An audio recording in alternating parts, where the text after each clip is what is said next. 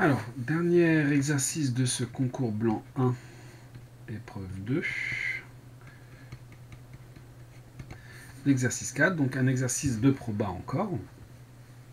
Première question. Il s'agissait de dire que l'événement x supérieur à n-1, c'était x égale n union x supérieur à n. Quelque chose de relativement simple à faire, mais l'important c'est de préciser que x est à valeur dans n. Quand x est à valeur dans n, sinon c'est pas vrai. Donc, tout entier strictement supérieur à n-1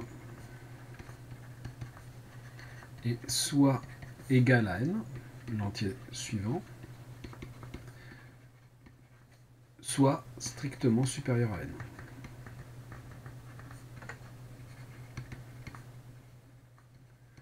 Encore une fois, ça ne fonctionne que parce que n est entier. Si n n'était pas entier, ça ne marcherait pas. D'où, pour tout n appartenant à n, x plus grand que n-1, c'est x égale n, ou x strictement plus grand que n. J'ai mis dans n, mais c'est dans n étoile, à cause du n-1 ici. C'était bien précisé dans l'énoncé. Question B, montrez alors que un moins 1 moins un est égal à p de x égale n, sachant que un c'est p de x strictement plus grand que n. Eh bien, d'après ce qui précède, d'après 1a, la probabilité que x soit strictement plus grand que n-1 est égale à la probabilité que x soit égal à n, ou que x soit strictement plus grand que n. C'est-à-dire la probabilité que x soit égal à n, plus la probabilité que x soit strictement plus grand que n, par incompatibilité.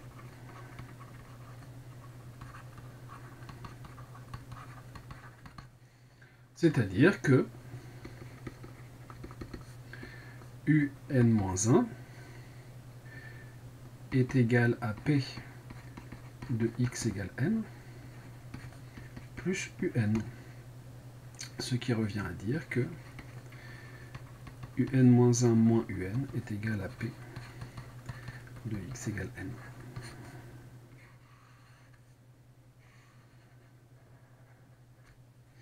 Voilà pour la question 1b. Question 2.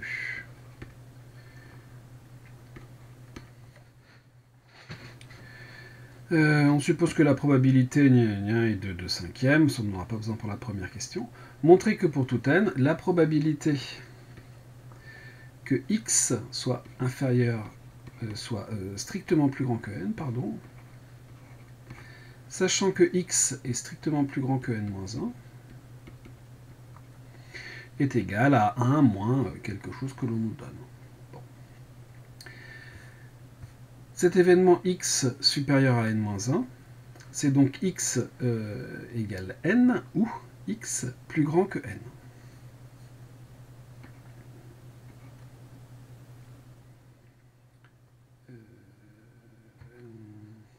Comment je vais faire ça proprement ?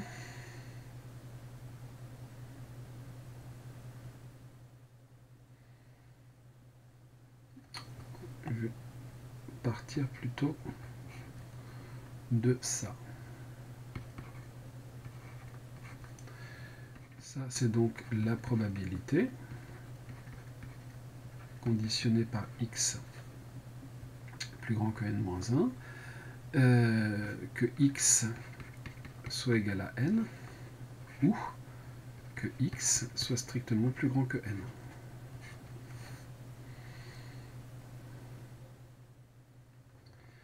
C'est-à-dire la probabilité, sachant que x est plus grand que n-1, ce sont que des événements, que x soit égal à n, plus la probabilité, sachant que x est plus grand que n-1, que x soit strictement plus grand que n, ben là encore par incompatibilité.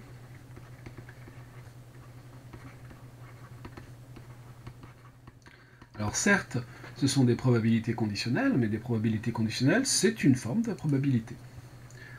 Or, quelle est la probabilité que x soit plus grand que n-1, sachant que x est plus grand que n-1?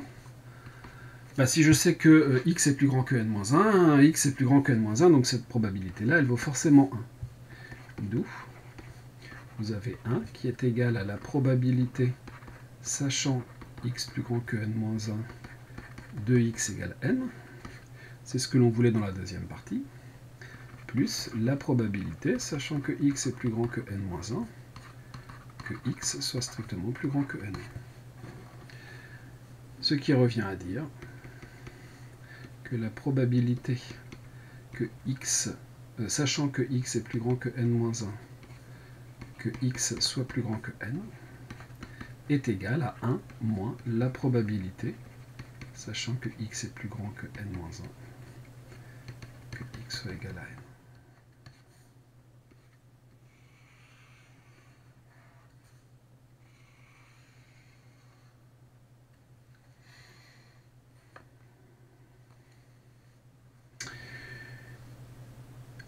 Voilà pour la question de B. Établir que un est égal à 3/5 de un-1. Très bien, qu'est-ce que c'est que un?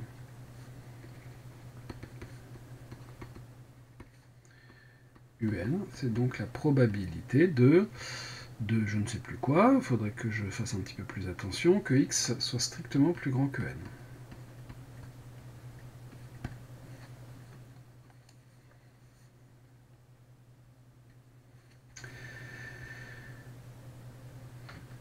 Alors, par ailleurs, on sait que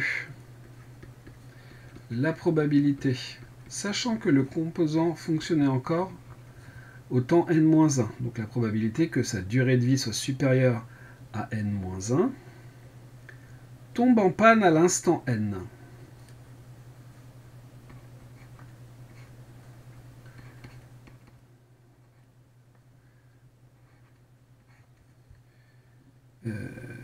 Tombe en panne à l'instant n, c'est-à-dire que sa durée de fonctionnement c'est exactement n. Ça on nous dit dans l'énoncé que ça vaut 2/5.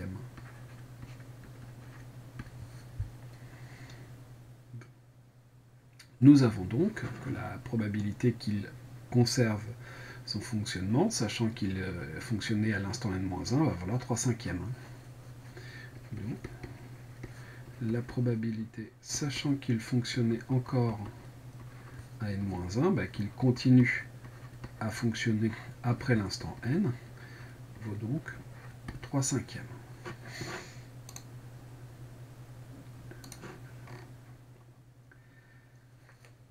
Qu'est-ce que c'est que un?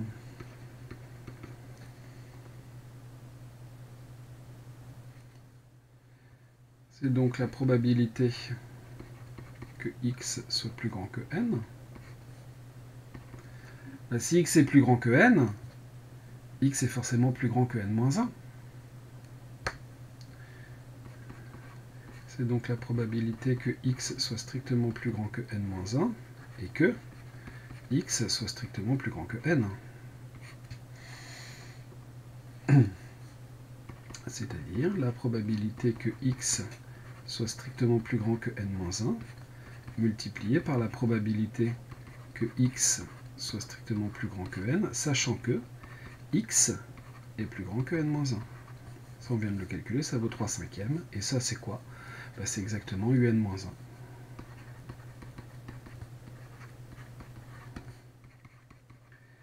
D'où un est égal à 3/5 de un-1.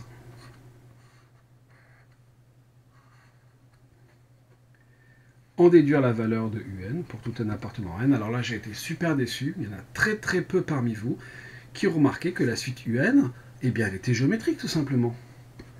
Un est donc géométrique. Deux raisons. 3 cinquièmes, et de premier terme, alors je sais plus, c'est U0, on nous le donne dans l'énoncé. U0 égale 1, d'où pour tout n appartenant à n, un est égal à 3 cinquièmes à la puissance n multiplié par 1, hein, mais donc 3 cinquièmes à la puissance n. Question quand même relativement simple. Mais il fallait voir qu'il y avait une suite géométrique. Montrer que la probabilité que x soit égal à n est égale à 2 cinquièmes moins... pour ça, on va se servir de la 1b. Pour tout n appartenant à n étoile, un-1 moins un est égal à p de x égale n. Donc si je me donne un entier n dans n étoile, p de x égale n est égal donc à un-1 moins un. Je vais mettre 3 cinquièmes à la puissance n-1 en facteur. 1 moins 3 cinquièmes. Ça va me faire le 2 cinquièmes.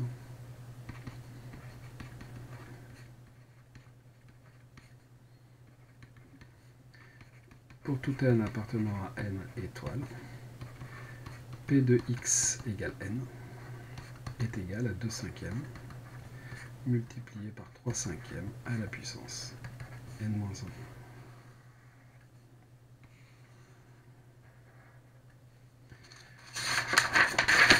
Question d'après. Reconnaître la loi de x, donner son espérance et sa variance. Ça, c'est la formule d'une loi géométrique. On a x de oméga égale n étoile. Pour tout n appartenant à n étoile, p de x égale n vaut 2 cinquièmes multiplié par 3 cinquièmes à la puissance n-1. D'où x suit la loi géométrique dont le paramètre est la probabilité en fait du succès à chaque répétition, et donc ici ça va être 2 cinquièmes.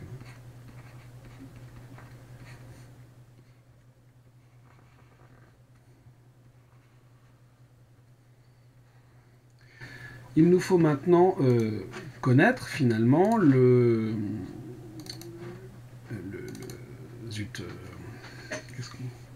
l'espérance et la variance. Il faut que j'arrête de faire des corrections si tard parce que je suis fatigué et du coup j'ai du mal à retenir ce que je veux dire. Donc l'espérance d'une variable aléatoire qui suit la loi géométrique, c'est 1 sur le paramètre, donc 1 sur 2 cinquièmes, ce qui nous fait ici 5 demi.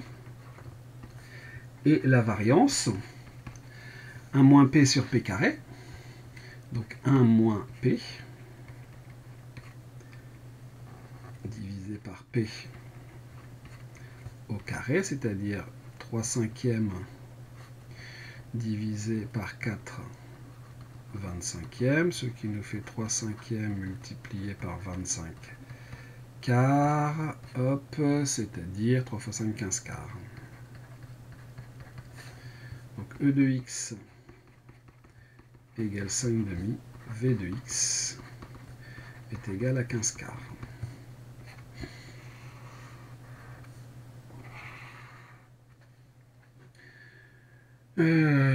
Hop, ensuite on nous dit que eh bien, cette loi, on a deux appareils qui suivent la loi géométrique. On rappelle que la fonction géométrique du module numpy.random, donc là si on vous dit ça, c'est qu'il faut utiliser le module numpy.random qui prend en entrée un flottant p, renvoie une simulation de la variable aléatoire x qui suit la loi géométrique de paramètre p, écrire une fonction simul z qui ne prend aucune entrée et simule la variable aléatoire z, c'est-à-dire z, c'est la durée de vie de l'appareil, qui correspond à la plus grande des durées de vie des deux composants. Donc, on nous dit écrire une fonction simul z.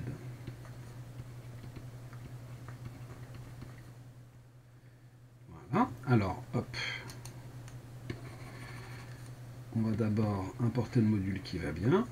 Importe numpy .random as rd def simul z. Voilà. Donc la première chose à faire, c'est qu'on va avoir un x1 égale rd.géométrique de p qui vaut ici donc 2/5,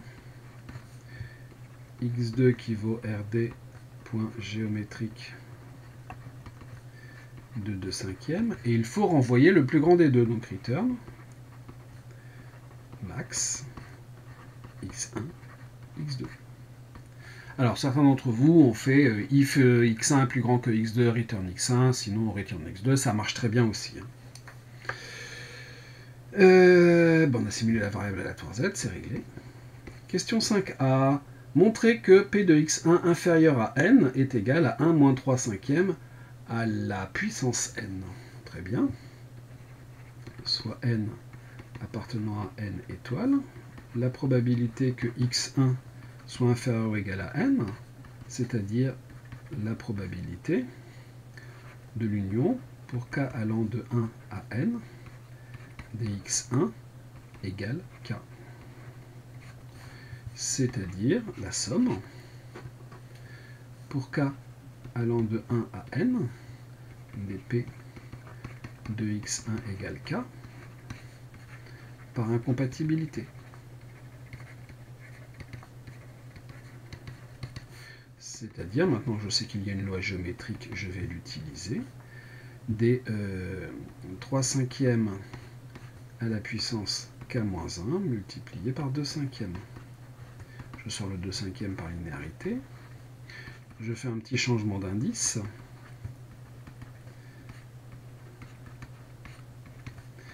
En posant i égale k-1.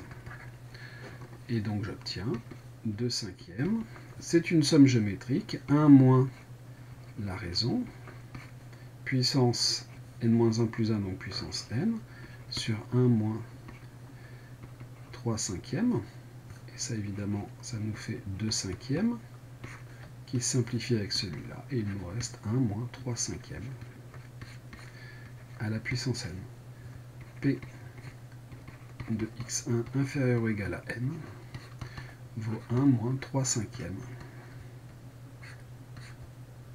à la puissance n. C'est réglé pour la question 5a. 5b. Déterminer P de z inférieur à n. En fait, c'est tout simplement la loi du max de deux variables aléatoires, hein, ni plus ni moins. Hein. P de z inférieur à n, c'est P de x1 inférieur à n et x2 inférieur à n.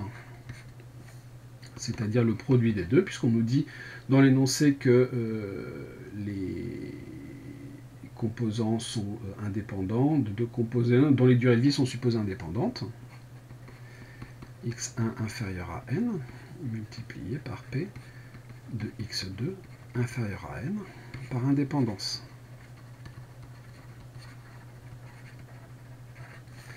C'est-à-dire, ça on vient de le calculer, 1 moins 3/5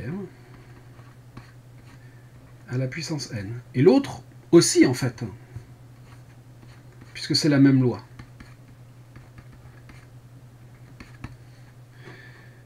Et donc finalement, pour tout n appartenant à n étoile, la probabilité que z soit inférieur à n vaut 1 moins 3/5 à la puissance n au carré.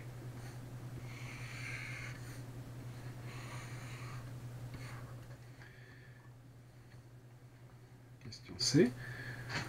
Montrer que pour tout n, la probabilité que z soit égal à n est égale à quelque chose. La probabilité que z soit égal à n, c'est la probabilité que z soit inférieur ou égal à n, mais que z ne soit pas inférieur ou égal à n-1. C'est restera que n. C'est-à-dire 1 moins 3/5 à la puissance n au carré, moins 1 moins 3 cinquièmes à la puissance n-1 au carré. Et là, il y a un petit peu de calcul sur les puissances. C'est-à-dire, eh bien, 1 moins le double produit,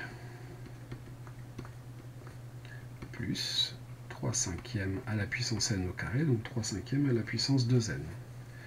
Moins, on va avoir moins 1, plus 2 fois 3 cinquièmes à la puissance n-1, moins 3 cinquièmes à la puissance 2n, moins 2 en fait. 1 moins 1, ça s'en va. Ensuite, qu'est-ce que l'on peut faire là-dedans? Eh bien, il y a les 2 qui sont là. Donc on va avoir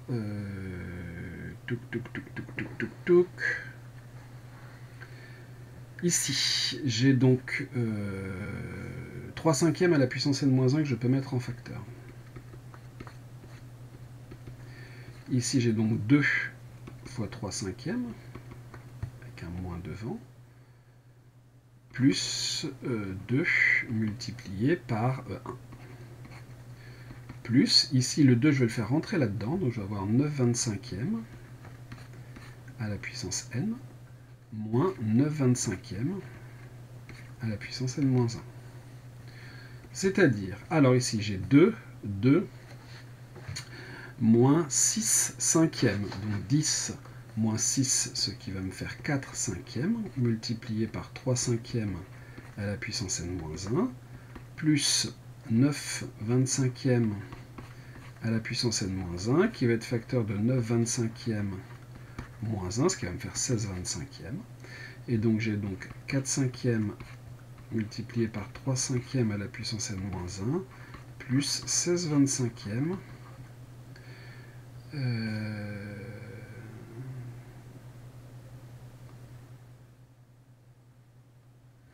Un truc qui ne va pas, parce qu'il doit avoir un signe moins.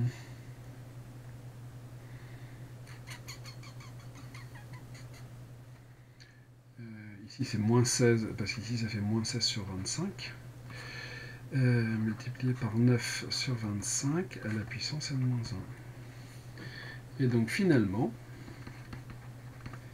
pour tout n appartenant à n étoiles, la probabilité que z soit égal à n est égale à cette chose-là.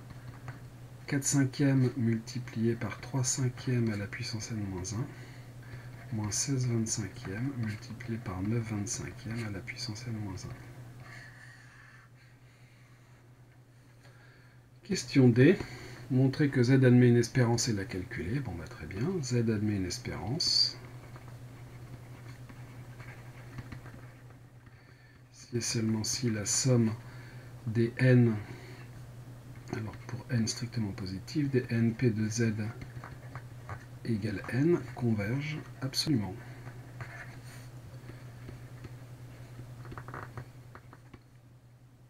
Comme il s'agit d'une série à terme positif,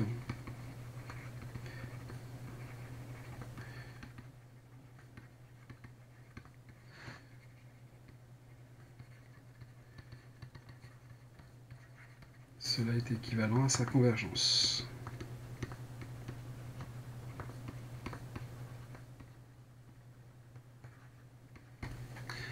Et donc on va s'intéresser à la somme des n, p de z égale n,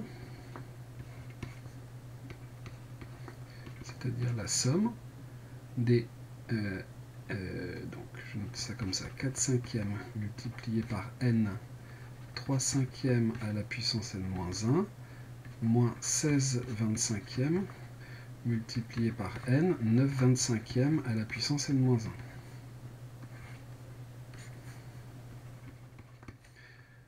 Or, les séries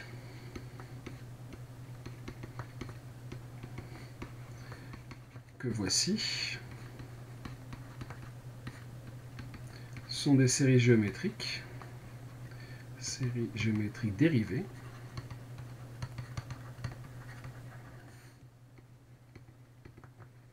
convergente, puisque aussi bien 3/5 que 9/25 sont compris entre -1 et 1. Donc par somme de séries convergentes, la série somme des np de z égale n converge. Donc z admet une espérance.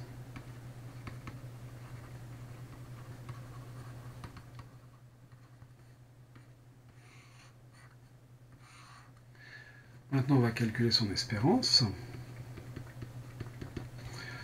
Là, on peut prendre directement la linéarité. Donc, on aura 4/5 multiplié par la somme pour n allant de 1 à plus l'infini des n 3/5 à la puissance n-1, moins 16/25. J'oublie la somme. Somme pour n allant de 1 à plus l'infini des 9/25 à la puissance n-1. J'oublie le n ici. C'est-à-dire qu'on va avoir 4/5 multiplié par 1 sur 1 moins 3/5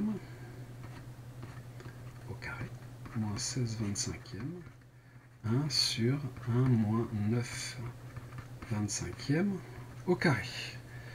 C'est-à-dire 4/5 multiplié par 5/2 au carré, moins 16 sur 25, multiplié par 1 moins 9 sur 25, ça nous fait 16/25, donc 25 sur 16 au carré. Ce qui nous fait 4/5, il va nous rester ici 5, moins 25/16.